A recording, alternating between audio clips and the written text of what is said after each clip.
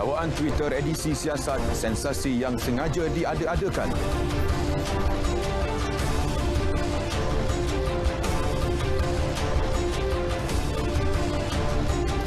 Bawa penyokong ke pusat penamaan calon polis bakal panggil penganjur.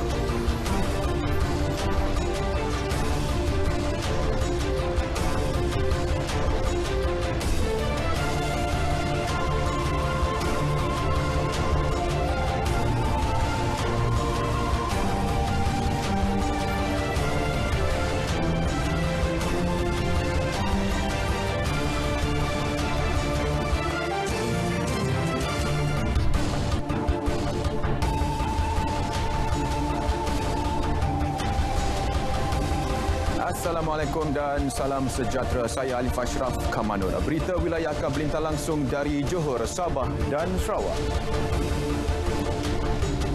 Fokus hari ini, usaha bantras aktiviti pembuangan sampah haram dan juga manfaatkan peluang gelembung pelancongan antarabangsa Langkawi. Setia bersama Berita Wilayah.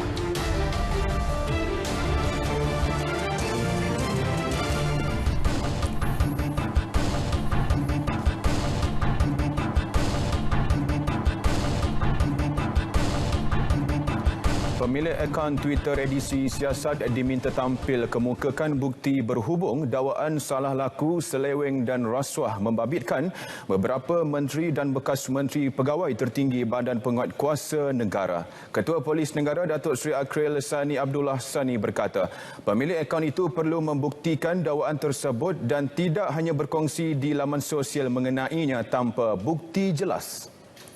Setakat ini, 13 kertas siasatan telah dibuka dan hampir kesemua individu termasuk pegawai kanan polis yang didakwa terlibat dengan salah laku oleh pemilik Twitter itu sudah diambil keterangan.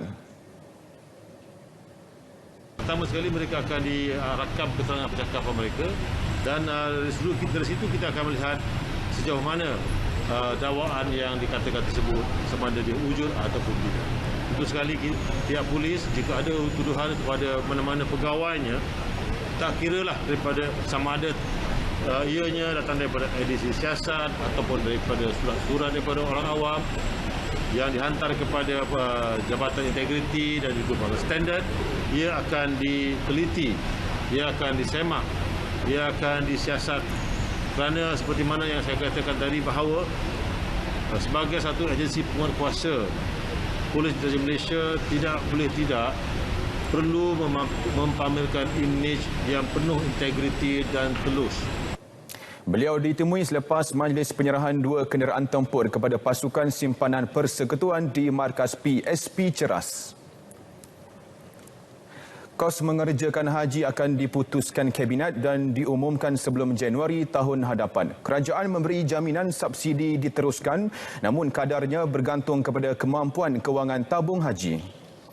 Kemungkinan kos haji akan datang meningkat jika mengambil kira ketetapan Arab Saudi yang menaikkan cukai nilai tambah hingga 15% selain permatuan SOP baru seperti bilangan individu di dalam hotel. Kadar haji masih lagi belum, kadar untuk kos haji setiap jemaah itu belum lagi difinalkan. Yang itu akan diputuskan dalam Kabinet. Tapi apa yang saya boleh sahkan berdasarkan kepada situasi semasa di Saudi sekarang ini, dengan jumlah VAT, Value Added Tax kerajaan Saudi dah daripada 5% naik 15%. Jadi kos untuk ground di sana itu akan meningkat. Juga akan meningkatkan kos kita sinilah. Beliau ditemui selepas melancarkan klinik rohani PKRC di Hospital Tampin. Klinik ini membantu pesakit COVID-19 yang terkesan emosi dan kesihatan mental termasuk kemurungan. Baik, kenaikan kes harian tertinggi COVID-19 di Kelantan. Kerajaan negeri akan mengadakan mesyuarat keselamatan bagi mengetahui laporan terkini serta punca lonjakan kes. Semalam Kelantan buat pertama kalinya merekodkan penularan tertinggi di negara ini dengan 820 kes dilaporkan. Menteri Besar Dato' Ahmad Yaakob mendapati kes meningkat selepas musim perayaan. Justru rakyat Kelantan diminta lebih berdisiplin mematuhi SOP. Jadi kitanya nasihat satu cara ialah Sebab semua dah dapat suntikan vaksin. Yang pentingnya kita jaga SOP. Kalau kita lemah ataupun tak ikut SOP, ini kemungkinan boleh berlaku. Terutama apabila setiap kali berlakunya perayaan, itu je kita baca naik. Jadi mintalah supaya semua di kalangan rakyat kita ini mematuhi. Itu satu cara. Beliau menyatakannya selepas Majlis Penyampaian Anugerah Belia Negara peringkat Kelantan.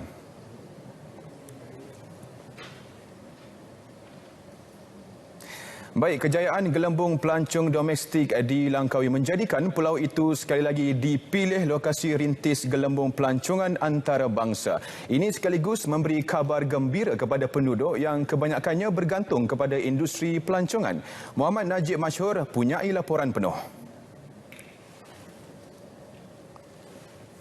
Dari segi lada, kita berharap agar 20 negara utama yang mengunjungi Langkawi seperti mana tahun 2019 lalu dapat dimasukkan dalam senarai negara-negara yang dibenarkan untuk mengunjungi Langkawi. Pelancong luar negara yang berhasrat memanfaatkan gelembung pelancongan antarabangsa itu bagaimanapun perlu memenuhi syarat dan SOP sebagaimana yang dibentang Kementerian Pelancongan, Seni dan Budaya. Ia merangkumi peringkat pra-perlepasan, ketibaan dan penginapan serta pra-perlepasan pulang ke negara asal mereka.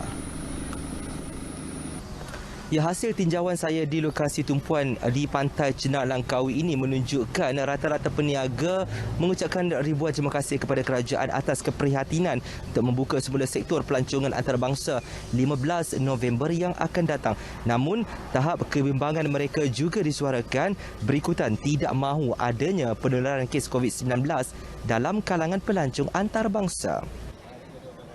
Bagi peniaga, ini merupakan satu lagi berita gembira yang telah lama dinanti mereka. Kami peniaga sini amat-amat mengalukanlah daripada pelancong-pelancong luar negara ataupun dalam negara. Setakat ni kami daripada tempoh hari itu 16 hari bulan sampai ke hari ini hampir dah 2 bulan. Alhamdulillah kami pun dapat sambutan dengan baik daripada pihak-pihak pelancong yang datang. Sedikit sebanyak boleh membantu kami lah daripada dulu kami down teruk. Memohon kepada pihak kerajaan untuk tapis yang mana yang boleh masuk dan yang tak boleh masuk. Kita harap pihak kerajaan akan tapislah kemasukan pelancong luar negara. Projek rintis ini akan dijalankan selama 3 bulan bagi Kementerian Kesihatan Malaysia KKM dan Majlis Keselamatan Negara MKN menilai keberkesanannya sebelum mula dilaksanakan di Pulau Peranginan serta kawasan pelancongan lain di seluruh negara. Baik, untuk mendapatkan kemas kini sekitar hari berkempen pilihan raya umum Dewan Undangan Negeri PRU Dun Melaka, kita langsung ke studio mini RTM Melaka bersama Nur Amalina Abdul Halim di sana. Ina, silakan.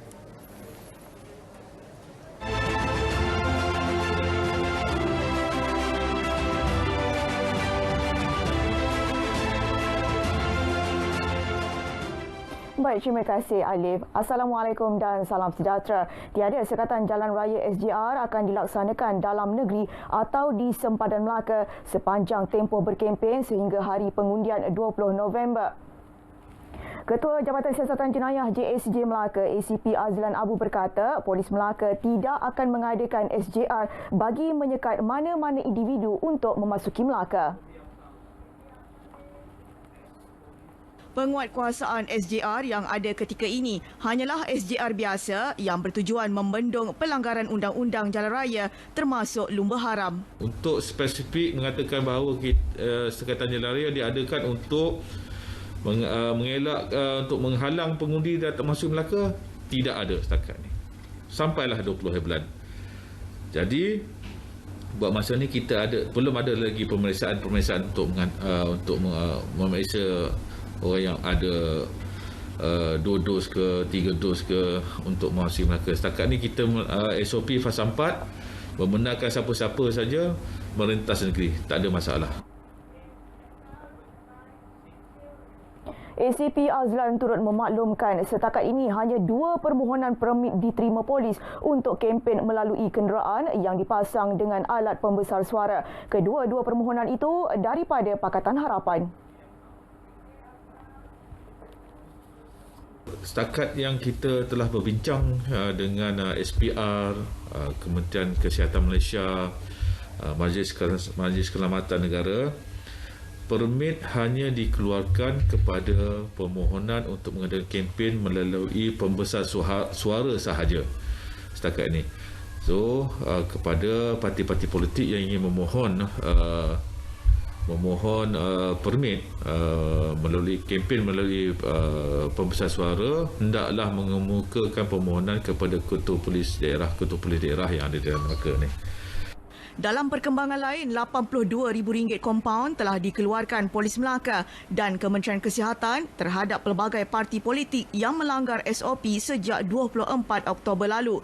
Ia membuktikan pihak berkuasa tidak mengamalkan pilih kasih terhadap mana-mana parti politik. Sementara itu, penganjur yang membawa penyokong parti ke pusat penamaan calon semalam akan dipanggil dalam tempoh terdekat. Kertas siasatan terhadap 4 laporan polis yang diterima telah dibuka. So, 4 kes ni kita buka kertas siasatan. So, kita dalam proses siasatan, kertas siasatan ni kena pilihan raya kena siap dalam tempoh 3 hari.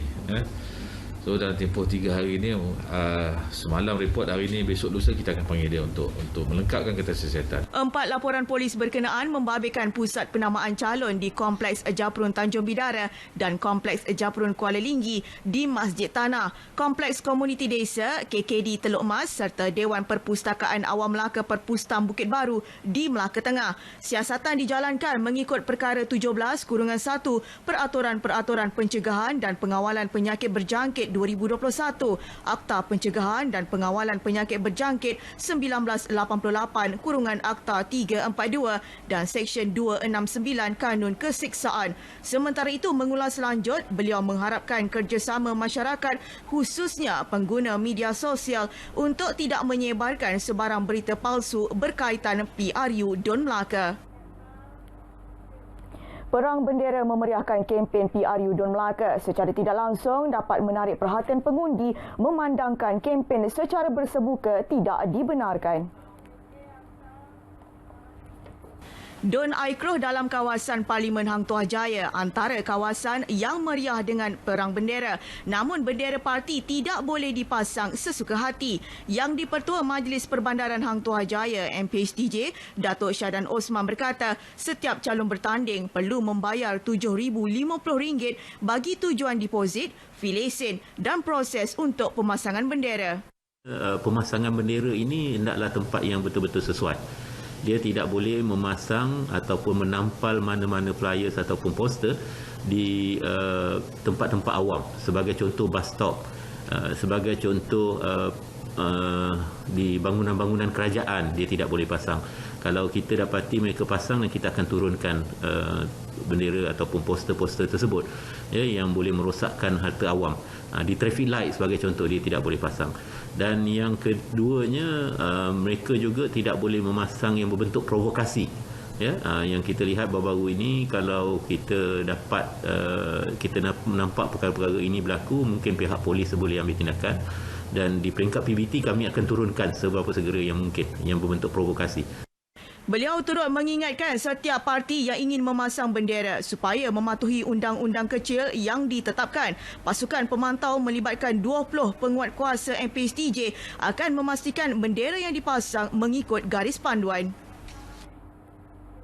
Bagi memudahkan pengamal media memperoleh maklumat terkini PRU Dun Melaka, Pusat Media Kementerian Komunikasi dan Multimedia dibuka dan beroperasi sejak 7 November lalu.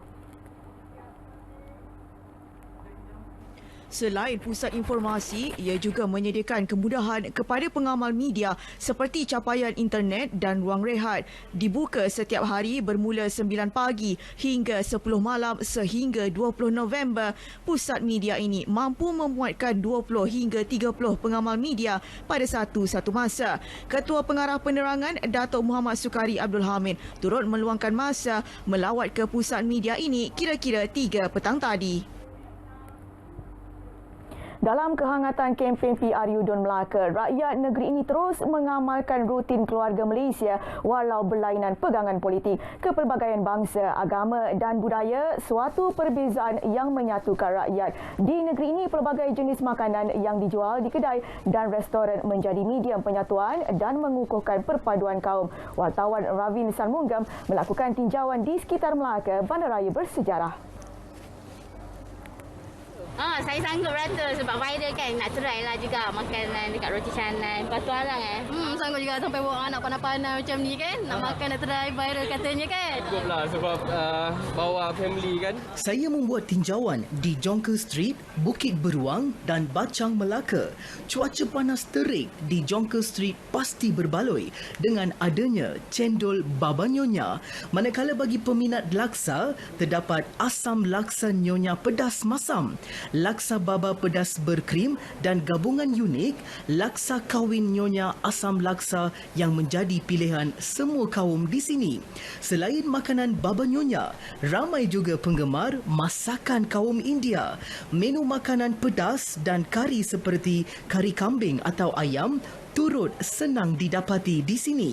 Pilihan roti canai juga tersedia untuk bersarapan di sini dengan menu-menu yang diberi nilai tambah seperti roti tampal dangdut serta nasi lemak kukus di Bacang. Cita rasa keluarga Malaysia ini dinikmati bersama dan diterima ramai, mewujudkan keharmonian dalam masyarakat pelbagai kaum dan etnik yang menjadi keunikan hingga dicemburui banyak negara di dunia.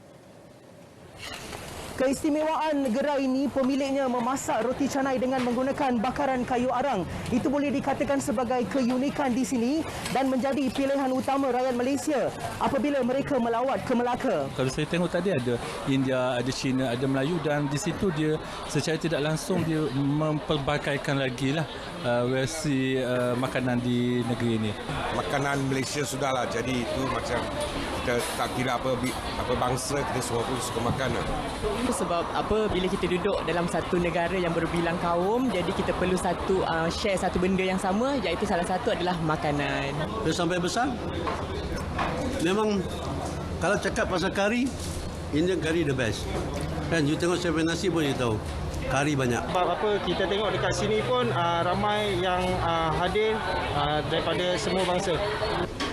When it comes to makan minum, we all very united, and also it's like they don't macam you bangsa India, you bangsa Melayu, tak ada ini semua. Dengan tambahan pula dengan konsep Baba Nyonya yang menarik, membuatkan saya ingin hadir ke kedai ini.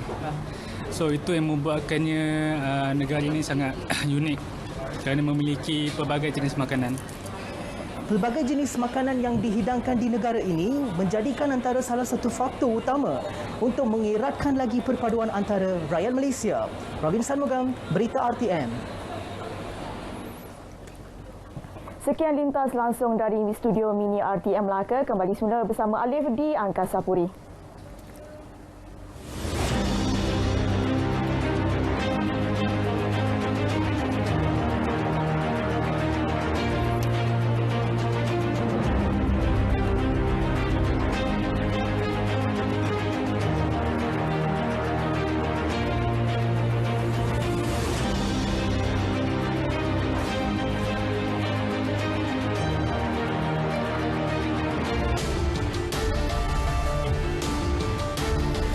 Baik, bertemu kembali. Perdana Menteri Datuk Seri Ismail Sabri Yaakob kini berada di Jakarta bagi memulakan lawatan rasmi 3 hari ke Indonesia. Ketibaan beliau di lapangan terbang antarabangsa Halim Perdana Kusuma pagi tadi diiringi Menteri Kewangan Datuk Seri Tengku Zafrul Tengku Abdul Aziz. Perdana Menteri dan delegasi disambut Menteri Luar Datuk Saifuddin Abdullah dan Menteri Pendidikan, Kebudayaan, Riset dan Teknologi Indonesia Nadiem Anwar Makarim. Delegasi mengenakan batik Malaysia sebagai pakaian rasmi lawatan berkenaan. Ini merupakan lawatan pertama Datuk Seri Ismail Sabri ke luar negara sejak mengambil alih jawatan Perdana Menteri 21 Ogos lalu. Beliau dijadual bertemu Presiden Indonesia Joko Widodo di Istana Bogor esok. Dua perjanjian persefahaman akan ditandatangani kedua-dua negara disaksikan Perdana Menteri dan Presiden Jokowi. Lawatan atas jemputan Presiden Jokowi bakal memberi peluang kepada Kuala Lumpur, Jakarta meneroka usaha pemulihan pasca pandemik. Laporan penuh mengenai lawatan ini dalam berita perdana malam ini.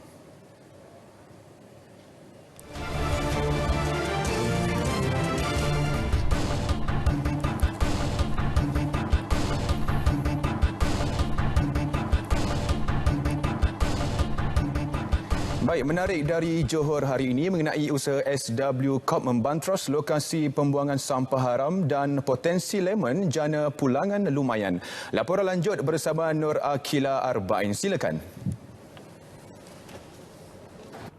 Baik, terima kasih Alif Ashraf. 3 lokaliti Johor Bahru, Iskandar Puteri dan Pasir Gudang menjadi kawasan tumpuan aktiviti pembuangan sampah secara haram sejak 2016. 60% daripada sampah haram yang dibuang merupakan sisa pembinaan, 35% bahan industri dan 5% lagi sampah domestik. Pengarah Perbadanan Pengurusan Sisa Pepejal dan Pembersihan Awam SW Corp Johor, Chairul Hisam Jalaluddin berkata, antara alasan diterima lokasi yang jauh dan kos pelupusan tinggi. Sepanjang tahun ini, 55 lagi kawasan panas pembuangan sampah haram masih aktif namun sentiasa dipantau SW Corp. Tapi bagi saya itu alasan semata-mata sebenarnya. Mereka boleh sebenarnya untuk membuang, tapi dia akan mencari alasan untuk tidak melepaskan di tempat yang diluluskan sebenarnya. Sehingga Oktober, 237 lokasi pembuangan sampah haram sudah dibantras dengan 27 daripadanya selesai pendakwaan di mahkamah, manakala 9 lagi dalam tindakan. Program imunisasi COVID-19 kebangsaan PICK terus mendapat sambutan menggalakkan di Johor menerusi pemberian dos penggalak di Hospital Pakar KPJ Johor yang bermula pada 28 Oktober lalu. Penerima tertua dos penggalak di hospital berkenaan baru-baru ini adalah warga emas berusia 98 tahun. Seorang jururawat, Muhammad Faisal Sulaiman berkata, beliau menyambut baik usaha kerajaan yang komited memerangi COVID-19 menerusi pemberian dos penggalak. Manakala bagi warga emas, perasaan bimbang tidak lagi menghantui mereka selepas 2 dos terdahulu membuktikan vaksin berkesan dan selamat.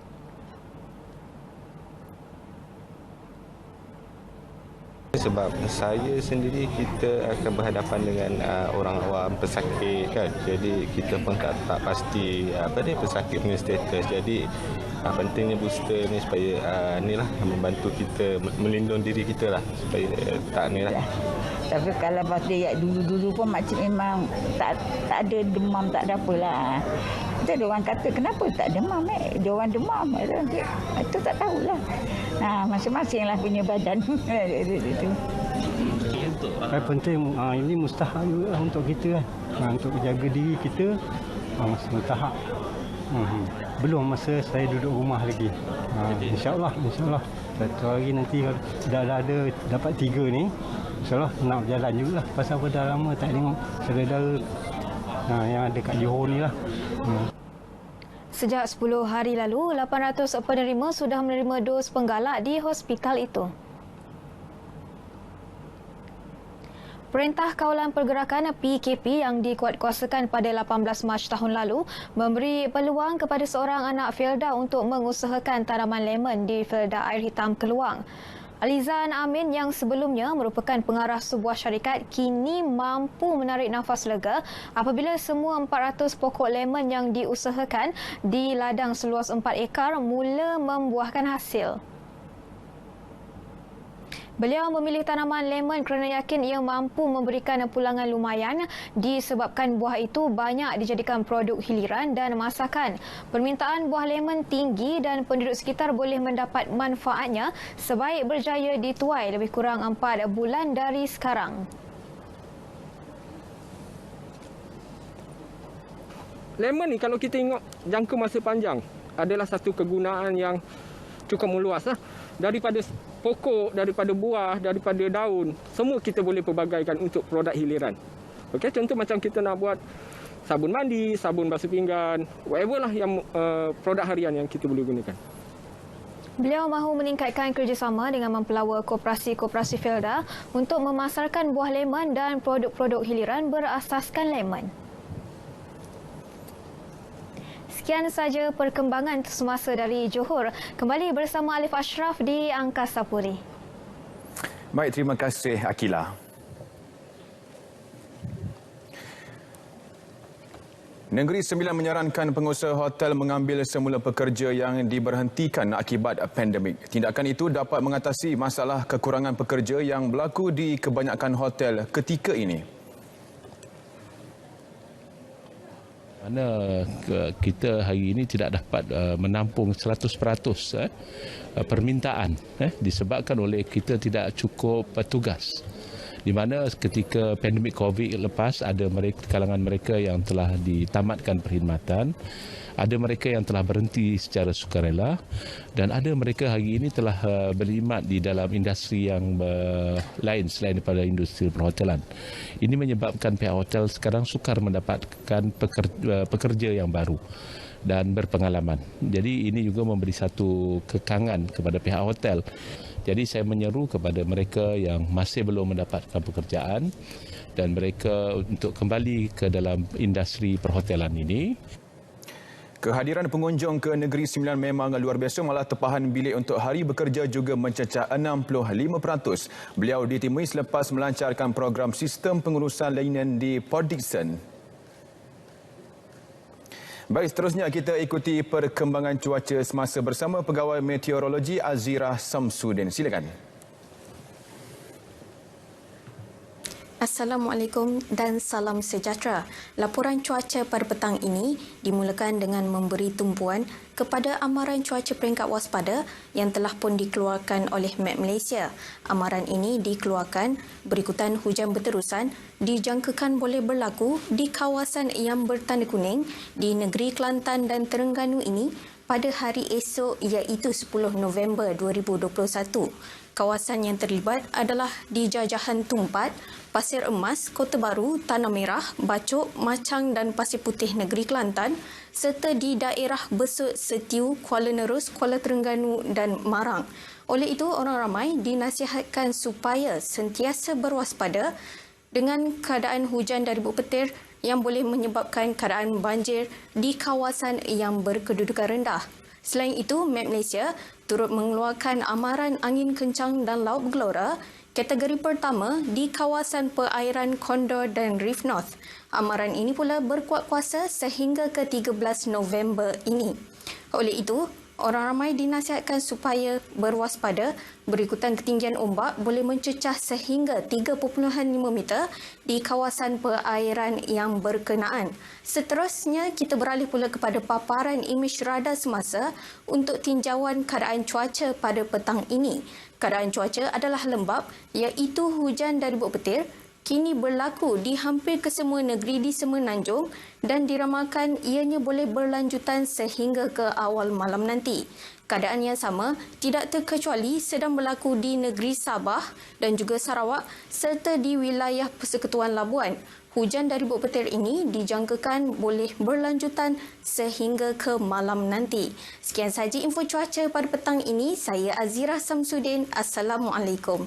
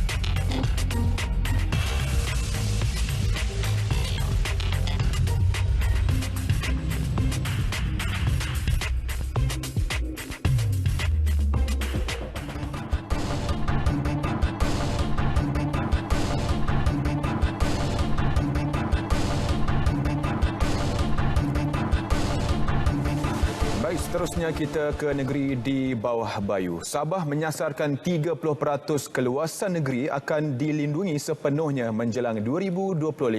Bersama Konstantin di Kota Kinabalu dengan laporannya. Silakan.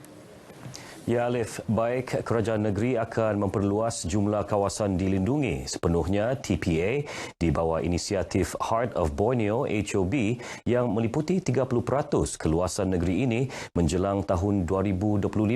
Ketua Menteri Datuk Seri Panglima Haji Jinor berkata sasaran pengembangan TPA adalah sejajar dengan Pelan Pembangunan 5 tahun hala 7 Sabah Maju Jaya SMJ 2021 hingga 2025 yang mana inisiatif HOB termasuk dalam jaringan infrastruktur dan kelestarian hijau. Menurut Datuk Haji Ji, ketika ini lebih 26% keluasan tanah negeri ini atau 1.9 juta hektar sudah diwartakan sebagai TPA di bawah inisiatif HOB. Katanya, Sabah mencapai kemajuan membanggakan dalam pemeliharaan hutan sejak penubuhan inisiatif HOB 14 tahun lalu dengan 75% daripada 1.9 juta hektar TPA terletak dalam sempadan Malaysia di Borneo. From our concerted efforts, Sabah has maintained 50% of its landmass under forest covers, and we have increased forest covers to 65%, of which 52% are gazetted as forest reserves, parks, and wildlife conservation area. The HOB project has restored 2,000 hectares of forest reserves. Beliau berucap merasmikan persidangan antarabangsa HOB kali ke-11. Inisiatif HOB melangkah ke hadapan dalam norma baharu secara maya di Ibu Pejabat Perhutanan Sabah di Sandakan. Dalam pada itu, Sabah akan melaksanakan pengurusan landscape bersepadu HOB di bawah Global Environment Facility Funded Food System Land Use and Restoration Impact Program, sebuah projek memfokuskan pengurusan pembangunan tanah dan alam sekitar. Turut dilancarkan penerbitan 2 buku baharu bertajuk Senarai Sema Pokok Sabah edisi baharu dan panduan bergambar Likofit dan Paku Pakis di Sabah. Rakyat negeri ini menyambut baik peruntukan RM746 juta bagi menaik taraf sekolah daif di Sabah dan Sarawak dalam bajet 2022 yang disifatkan sebagai bukti keprihatinan Kerajaan Persekutuan dalam memastikan sistem pendidikan berada pada tahap terbaik selain usaha memastikan keselesaan para pelajar di Sabah. Menurut Focal Person Kebangsaan Kementerian Pendidikan KPM, penglibatan ibu bapa komuniti dan sektor swasta PIKBS Muhammad Arif Tun Sakaran, peruntukan berkenaan penting bagi memastikan tiada pelajar tercicir daripada menerima pendidikan. Kita memerlukan peruntukan yang tinggi dari dalam sektor pendidikan. Kerana kalau kita lihat di Sabah, sekolah-sekolah terutamanya di kawasan luar bandar yang begitu ketinggalan. Sudah tentu kita menyambut baik usaha murni daripada kerajaan dalam menaik taraf sejumlah 113 sekolah daif di Sabah. Diharap mampu direalisasikan agar manfaat menyeluruh serta impaknya mampu mengubah landscape pembelajaran. Dengan adanya inisiatif yang dibuat oleh kerajaan pusat, kita tidak akan lagi membincangkan atau tidak ada termal lagi sekolah daif untuk tahun depan. Peruntukan berkenaan diumumkan Menteri Kewangan Tengku Datuk Seri Zafrul Tengku Abdul Aziz ketika pembentangan bajet 2022 baru-baru ini. Penjaga terutama ibu bapa yang mempunyai anak kurang upaya OKU perlu mengikis perasaan malu untuk menghantar anak istimewa mereka ke Pusat Asuhan dan Didikan OKU. Menteri Pembangunan Masyarakat dan Kesejahteraan Rakyat Sabah, Datuk Insinyur Syahilmi Yahya berkata, langkah itu penting bagi membolehkan golongan tersebut mendapat pelbagai manfaat yang disediakan kerajaan termasuk pendidikan.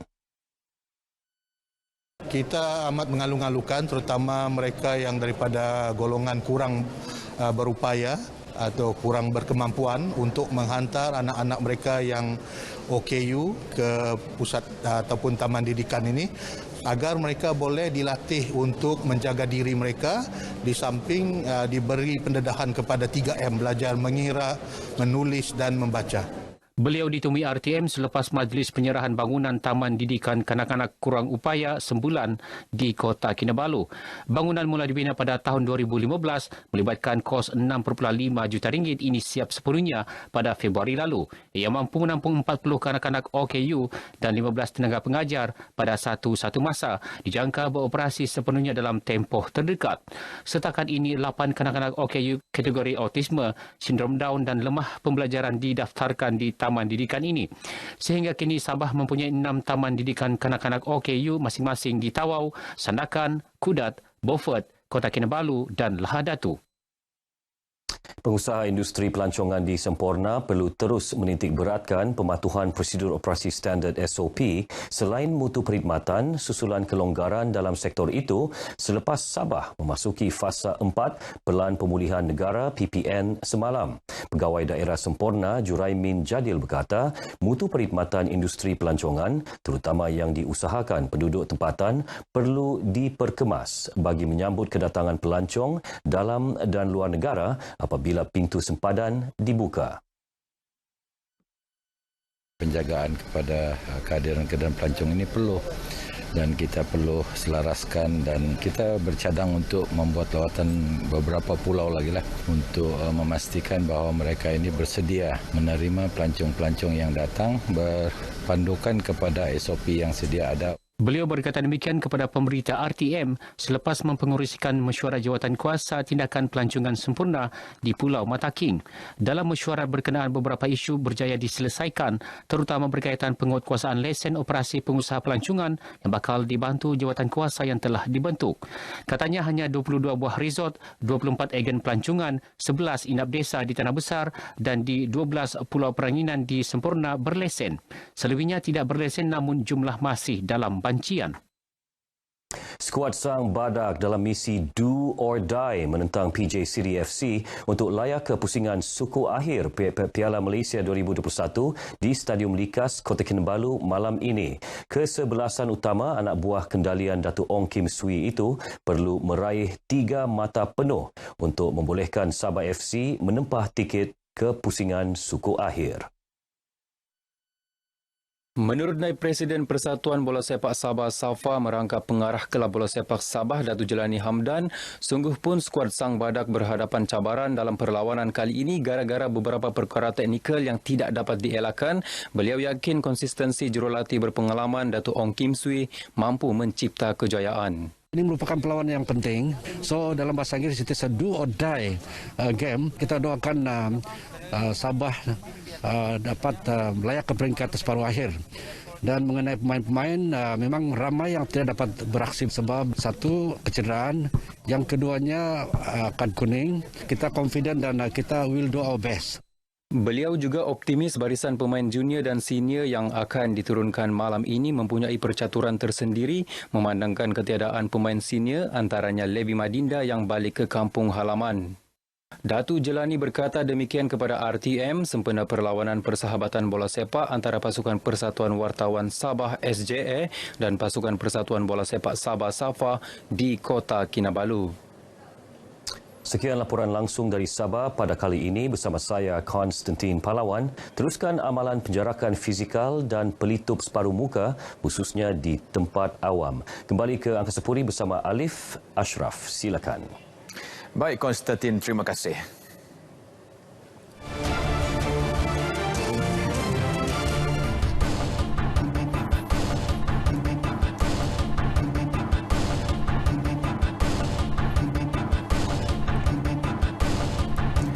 Kita ke perkembangan dari Sarawak Bumi Kenyalang. Antara tumpuan hari ini, projek penanaman semula hutan menggunakan berbola benih inovasi terbaru di negeri itu. Buma teruskan dengan perinciannya.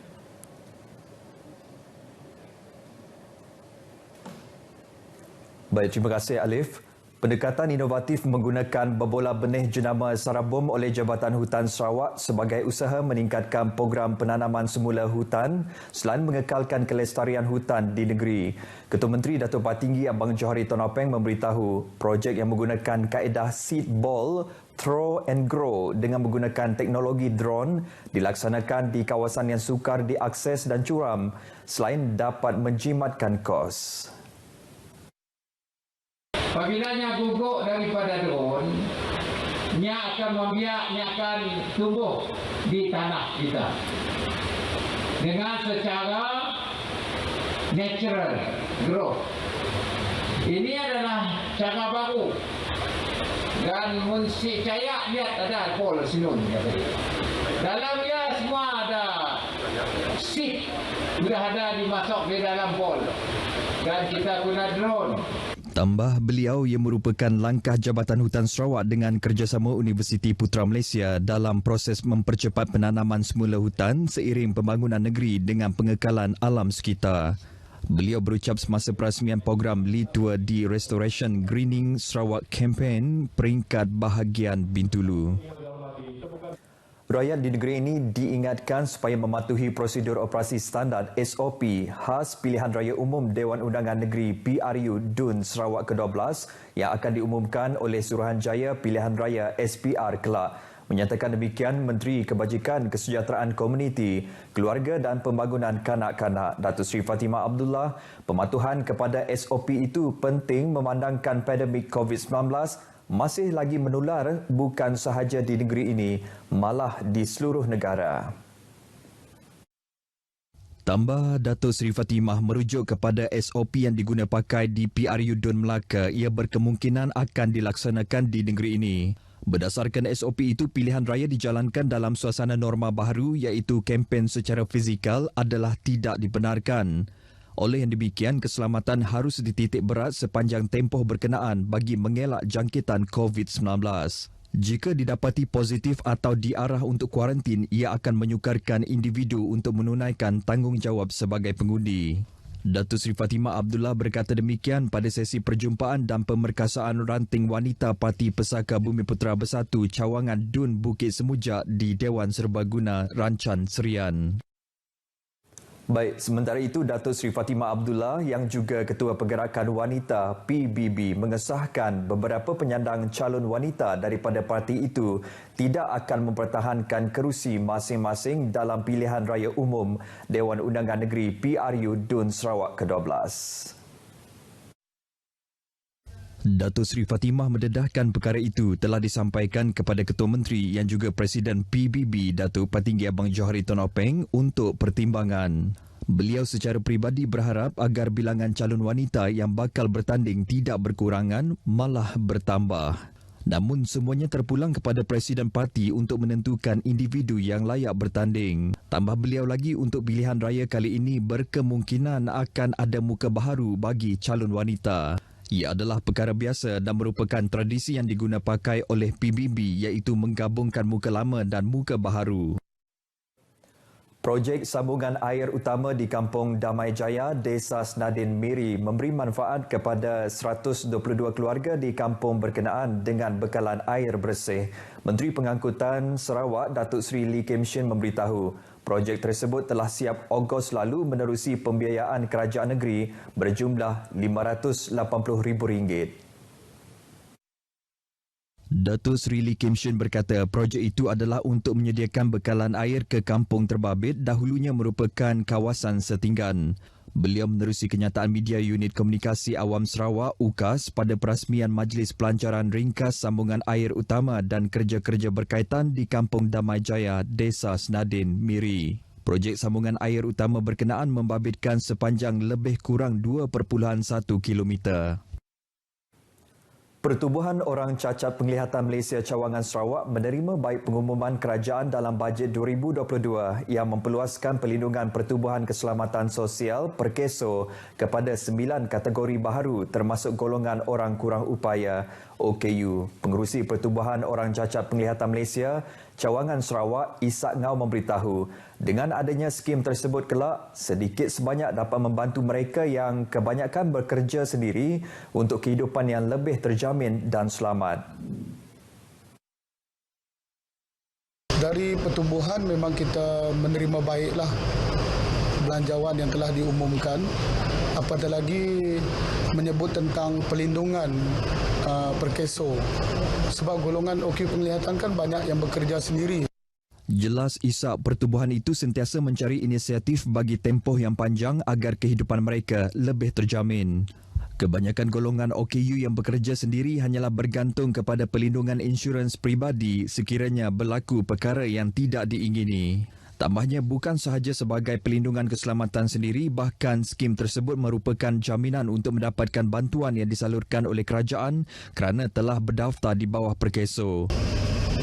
Macam tahun lepas, kan pihak kerajaan ada mengumumkan tentang skim bantuan kepada mereka-mereka yang berniaga ataupun syarikat.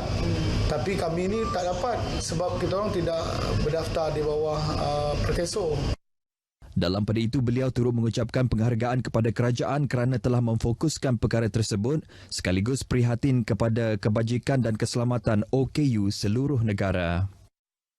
Pengusaha premis makanan di bawah kawasan pentadbiran Majlis Perbandaran Padawan MPP yang telah mencapai pengiktirafan sebagai Grade A dinasihatkan supaya sentiasa menjaga dan mengekalkan prestasi premis masing-masing. Menyatakan demikian, pengerusi MPP Loke Chiam berkata, ini penting untuk memberi teladan atau galakan moral kepada pengusaha premis makanan supaya berusaha menaik taraf grade premis mereka selain sentiasa menjaga tahap kebersihan premis.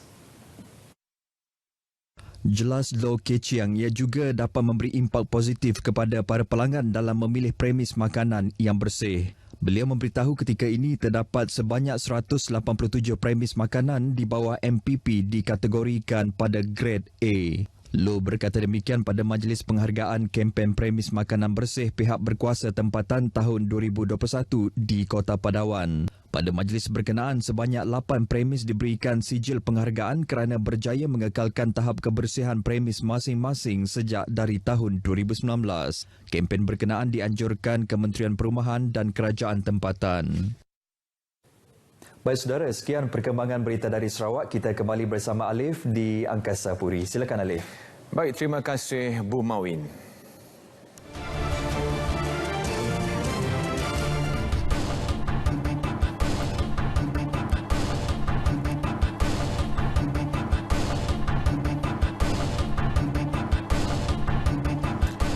Saudara, ke arah membangunkan semula sektor pelancongan dan kebudayaan tempatan, Kementerian Pelancongan Seni dan Budaya komited dengan misi menjadikan Malaysia destinasi lestari kaya budaya bertaraf dunia.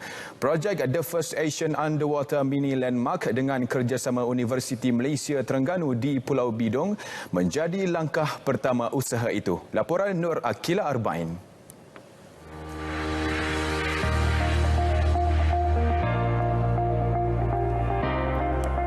Banyak 11 replika monumen negara-negara ASEAN termasuk satu replika logo ASEAN itu sendiri telah pun berjaya dipasang di dasar laut Pulau Bidong ini. Kerja-kerja pemasangan mengambil masa kira-kira 4 hari dengan dibantu oleh 20 orang penyelam. Antara mercu tanda KLCC, Masjid Sultan Omar Ali Saifuddin Brunei, Independence Monument Cambodia dan Nasional Monument Indonesia.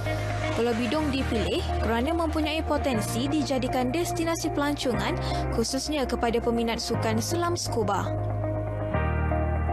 Kita pula juga perlu memperkenalkan di bawah dasar laut. Dan kalau mainland tu ada ekotourism banyak. Jadi untuk menggiatkan lagi sektor pelancongan ini, kita perlu kreatif. Bila kita kreatif, maka ianya juga menjadi daya tarikan. Tetapi pada masa yang sama untuk orang tempatan untuk meraih pendapatan daripada projek-projek ataupun produk-produk pelancongan ini.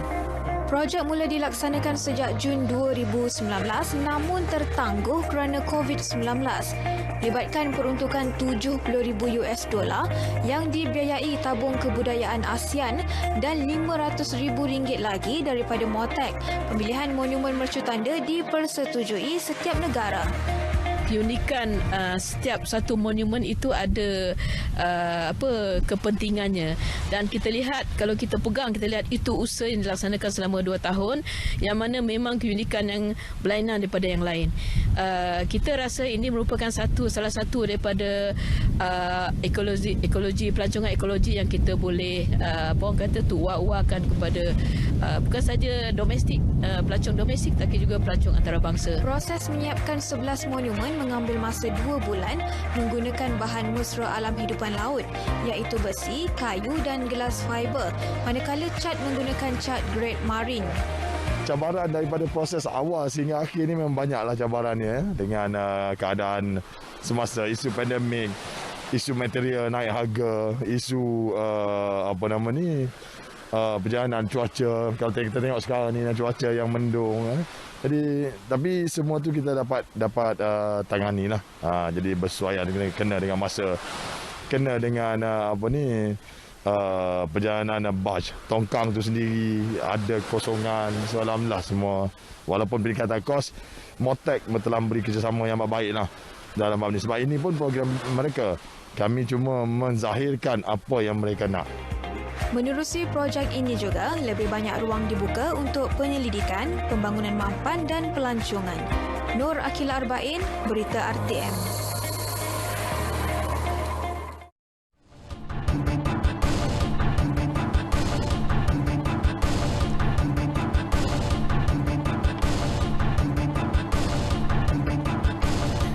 Baik, mekanisme pengagihan bantuan kepada penduduk terjejas banjir di Kedah akan dibincangkan menerusi mesyuarat Exco esok. Exco Kedah Datuk Halimah Tun Saadiah Saad berkata, agihan sama ada wang ehsan atau bentuk sumbangan lain. Bancian sedang dijalankan bagi mengenal pasti jumlah dan tahap kerosakan dialami penduduk terjejas.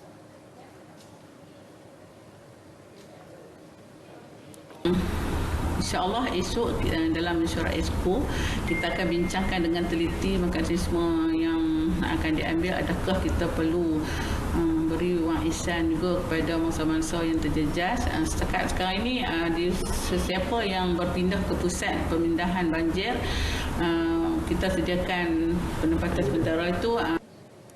Beliau ditemui selepas majlis penyerahan geran peruntukan kerajaan negeri kepada Pertubuhan Sukarelawan Kebajikan Kedah di Alustar. Baik, Taman Laut Pulau Payar di Langkawi yang ditutup kepada pengunjung ketika Perintah Kawalan Pergerakan kini dibuka semula. Bagaimanapun hanya 100 pelancong sahaja dibenarkan berkunjung dalam tempoh seminggu. Pengarah Jabatan Perikanan Kedah Sukri Deris berkata, orang ramai yang mahu ke Taman Laut Pulau Payar perlu berhubung dengan operator pelancongan di Langkawi sebelum permohonan dikemukakan kepada Jabatan Perikanan untuk proses kelulusan. Tujuannya bagi memelihara dan memulihara sumber alam semula jadi terutamanya terumbu karang.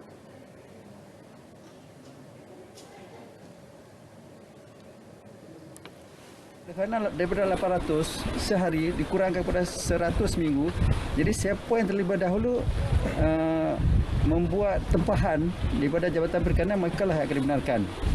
Dan sebelum itu lagi sebenarnya mereka perlu mendaftar terlebih dahulu dengan Jabatan Perikanan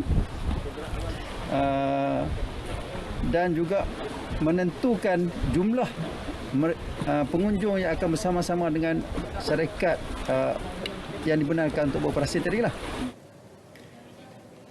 Beliau menyatakannya ketika perasmian program melabuh Reef Dome dan pelepasan penyu yang disempurnakan Timbalan Menteri Pertanian dan Industri Makanan 2 Dr. Nik Muhammad Zawawi Saleh.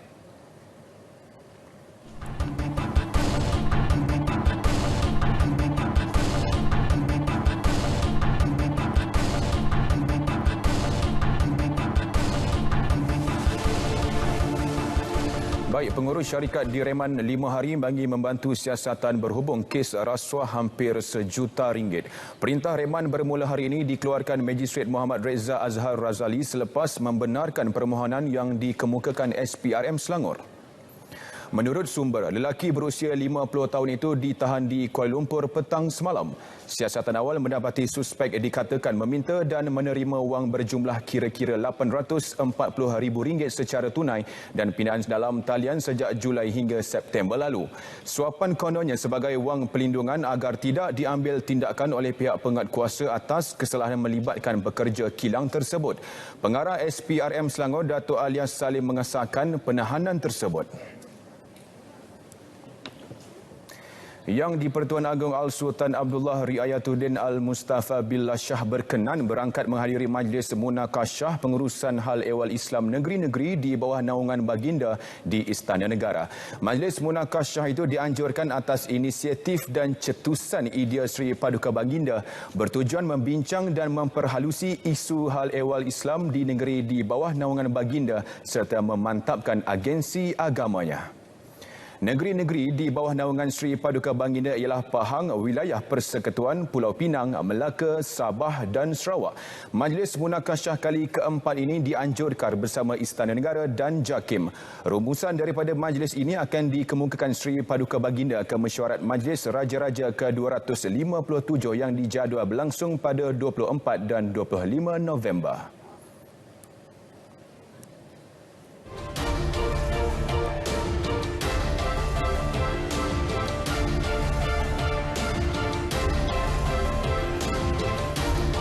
Majlis Paralimpi Malaysia MPM memperkenalkan surat Aku Janji Perjanjian Jaminan menunaikan tugas bagi mengelakkan insiden yang menimpa jaguar lontar peluru para negara Muhammad Ziyad Zulkifli berulang. Presidennya Datuk Seri Megadi Syahriman Zaharuddin berkata, Sukan Para Remaja Asia AYPG Bahrain pada Disember depan menjadi temasya pertama pelaksanaan Aku Janji berkenaan.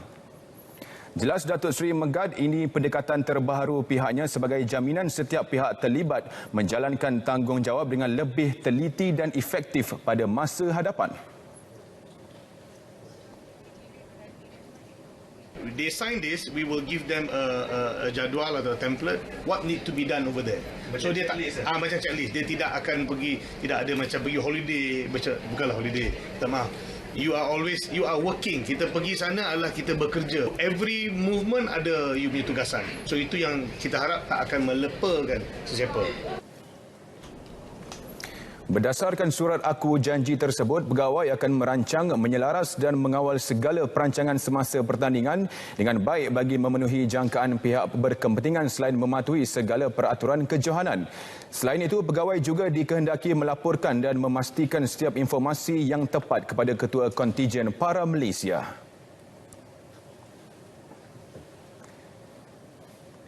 Saudara, berita wilayah berakhir di sini. Keluarga Malaysia, terus amal kawalan kendiri, sentiasa patuh SOP, kita pasti menang. Yang sahih hanya di Berita RTM. Saya Alif Ashraf Kamanur. Assalamualaikum dan kita berjumpa lagi.